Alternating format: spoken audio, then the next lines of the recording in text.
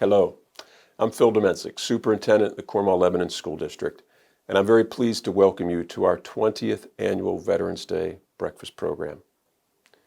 Earlier today, we were honored to welcome about 100 veterans and active duty servicemen and women in the Cornwall-Lebanon School District community as they traveled through our campus to receive a hot breakfast to go served by members of the Cedar Crest Student Council and our administrative staff.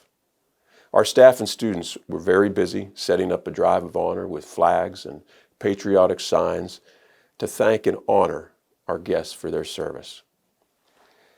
In this highly unusual year, we asked our Cedar Crest High School broadcast video students to create this tribute video, which incorporates images and footage from prior year's events, as well as interviews with staff members and with current students preparing for military service. You'll hear the Cedar Crest Middle School Brass Ensemble performing much of the patriotic music, and that's what you'll hear in the background during this video tribute. This is truly one of our most meaningful events that we're able to provide for the community. And as I consider the way that we are recognizing our veterans this year, especially under the circumstances of this pandemic and the issues that divide this great country, it is especially important that we continue this tradition. Clearly, more than ever, our veterans deserve our thanks. And in addition, our young people, our students, need to be taught the importance of this day and the importance of the sacrifices made by our veterans. We have many wonderful freedoms in this great country that we oftentimes can take for granted.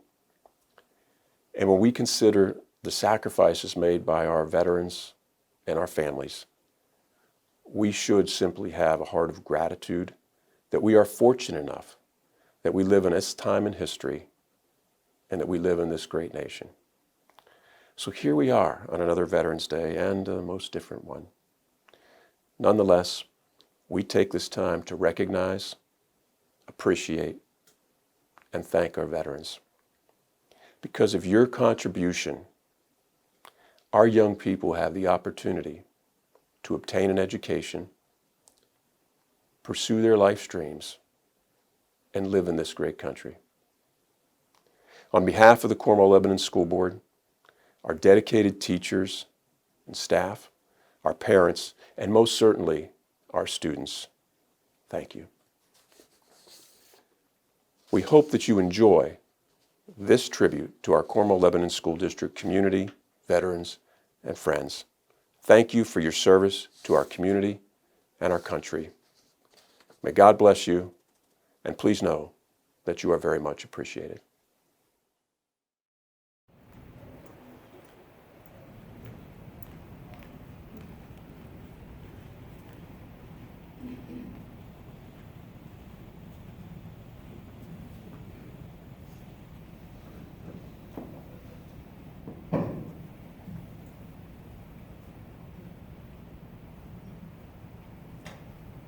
I pledge allegiance to the flag of the United States of America and to the republic for which it stands, one nation, under God, indivisible, with liberty and justice for all.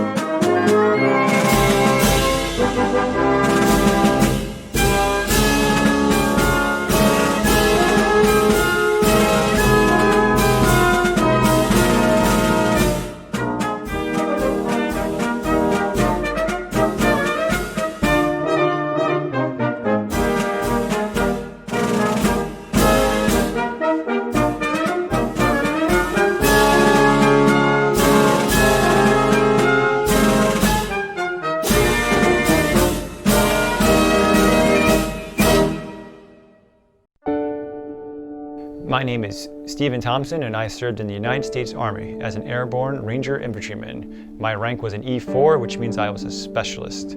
James Butler, Army National Guard, 6 years, specialist. I was Gunnery Sergeant Schulteis in the Marines, and everyone called me Gunny.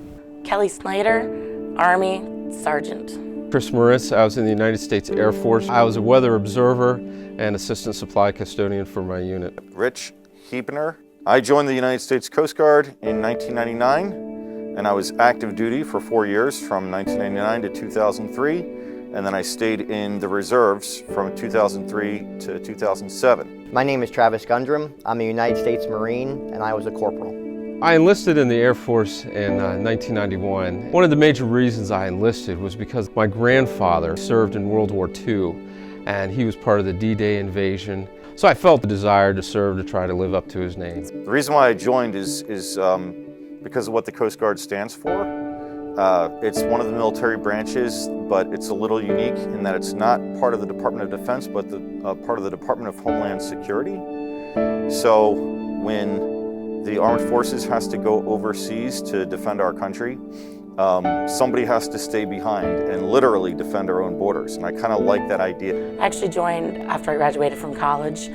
I had always wanted to be in the military, and I guess I was always just kind of scared to do it. Couldn't find a job that I was interested in, so one day I just enlisted, went home and told my mom I enlisted, and went from there. I enlisted in the Marine Corps because when I went to college, I was immature and failed out of school because I didn't study. I just played around too much, and I needed to get myself some discipline, and I thought the Marines would do that for me. I served in the United States Army. When I was in high school, I originally was going to go right out of high school, but I played in a summer ice hockey league, and I hurt my knee, and so I wasn't able to ship out at the time, and so I just went to college as my plan B.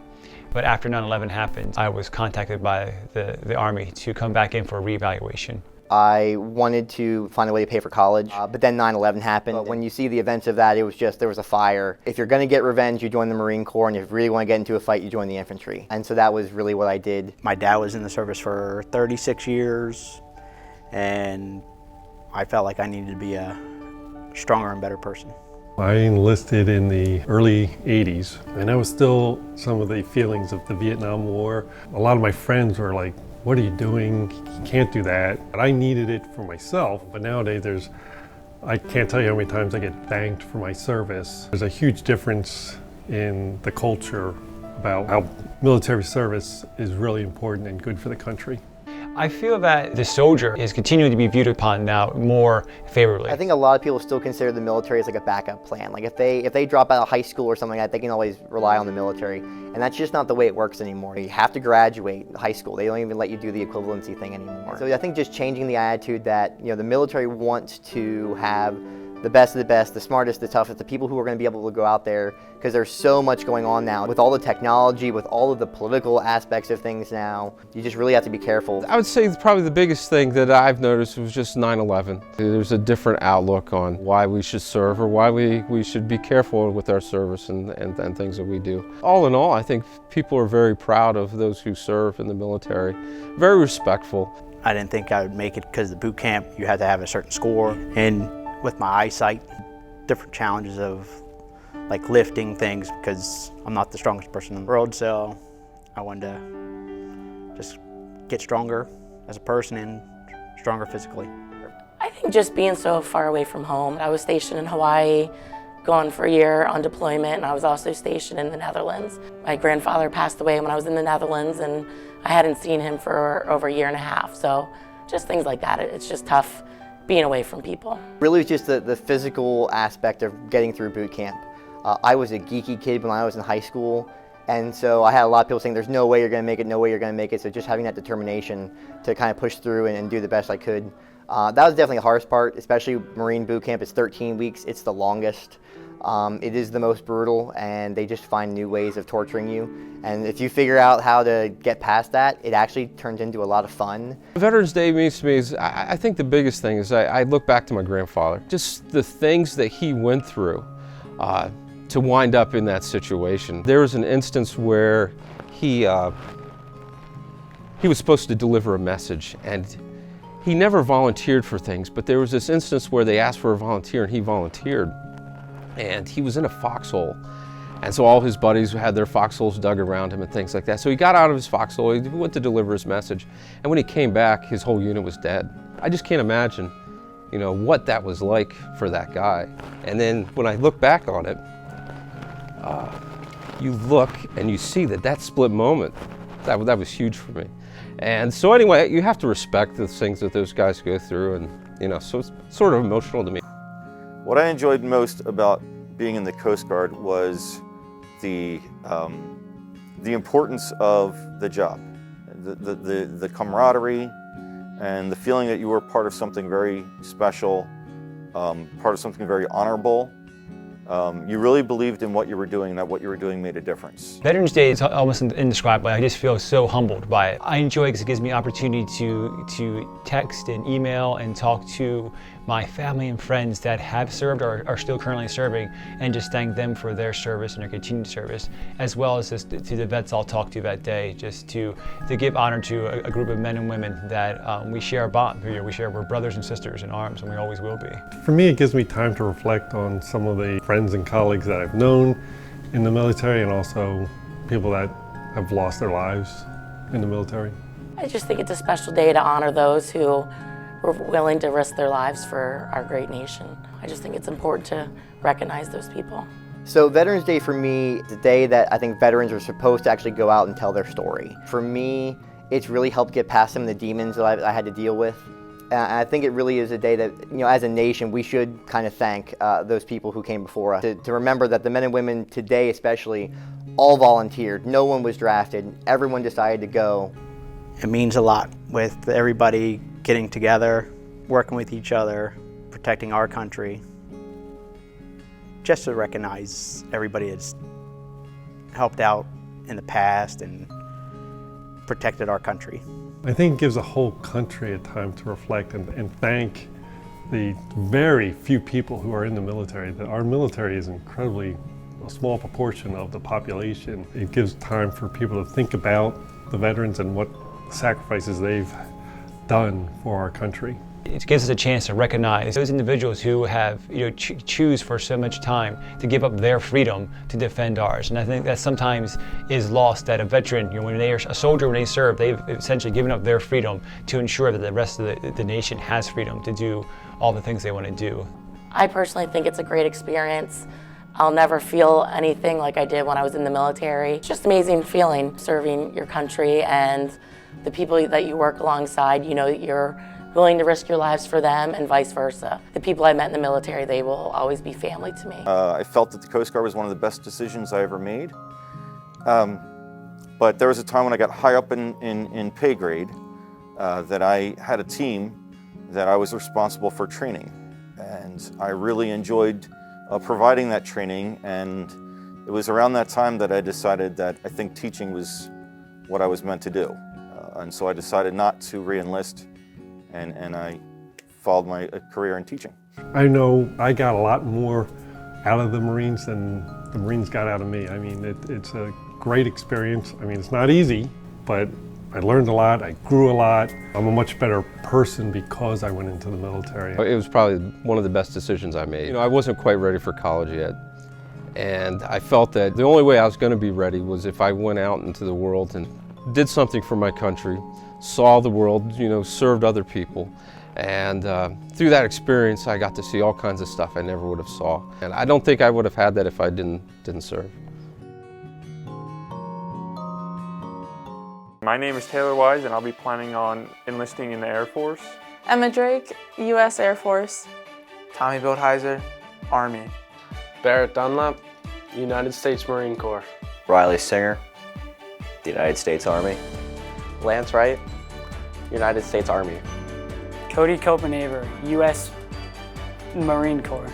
Allison Lutz, Air Force. Owen Horst, Air Force. Brooke Bartle, United States Air Force Academy. I decided to enlist to protect and serve our amazing country, and I can also travel and gain a college education. My grandfathers, they were both in the service. They were in the Navy, and my grandfather was in the Air Force, and I just think it's like really important that I go and serve my country. I felt kind of lost in life, and I saw an ad for the Army, and I saw what I wanted to do, which was firefighting, but it wasn't available. But I found 68 X-ray mental or behavioral health specialist that caught my attention. Special Forces because there are numerous career options inside the Special Forces, like air traffic control, pararescue medics, and reconnaissance, and they would all allow me to get really good careers. Enlisting in the Marine Corps is something I've always wanted to do. Lots of my family members were in the service, none of them yet in the Marine Corps, so I wouldn't be the first one. Being involved in battle buddies, I'm an officer in that. I got to talk and, communicate with all the veterans and like what their experiences were. My family also served in the military. My uncle, my great-grandpa, he served in Vietnam. It will give me experience in my mechanic training, which is what I will be going in for. And it will also give me the money for college afterwards. So I can get to see the whole world, and mostly because my dad's been saying it since I've been like 12. My family has a tradition of going into the Air Force, and enlisting didn't seem like the right choice for me, so I chose to go to school while I was in the Air Force, so doing ROTC. Since I was 9 years old, I was very interested in Civil Air Patrol. So I decided to join Civil Air Patrol when I was 12, which is an auxiliary of the United States Air Force. It's a cadet program. And since then, it kind of piqued my interest to join the Air Force, and I thought I could go higher and push myself, so I decided the academy. I'll be the first in my family to serve, and my family supports my decision. They were the ones that actually pushed me to look into it, and they're proud of my choice. Going to the Army has a lot of upside. Army strong, and just because I'm not going to college doesn't mean I can't be successful for my future. It has a lot of benefits and a lot of opportunities of meeting new people and showing you new skills that you might develop on the way, and I really think that's a great option for me. Something I've been wanting to do since I was a kid is I like working on engines, and jet engine was part of the things I qualified for in the Air Force. So I joined the Air Force to be a jet mechanic. Taking the hard road means you got to go through a lot of obstacles, and once you're through all those, it means you become a better person because you went through all these like hardships to get to where you are now. I've flown a couple times both powered and non-powered aircraft, so gliders and both Cessnas, and I love to fly. It's a great experience. I feel it's safer in the air than on the ground. I feel it's very important, and I'm proud and honored to serve my country. I think it's one of the greatest things anyone can do, and I think it's important to carry on my grandfather's legacy and do what he did and follow in his footsteps. It's important to, have a drive to protect or, just serve the greater good of your country, and if you can make it a little bit better by, doing small steps to be in the military, I think that's an important choice for me. I feel it's very important to honor the veterans because they paid their price for our freedom, and we do not know what they went through, so we're just thanking them for what they did for us. I'd say to the veterans of past wars and service, thank you for your service. Freedom is not free. Thank you so much, because I'll learn like how hard it was to serve and what you guys went through.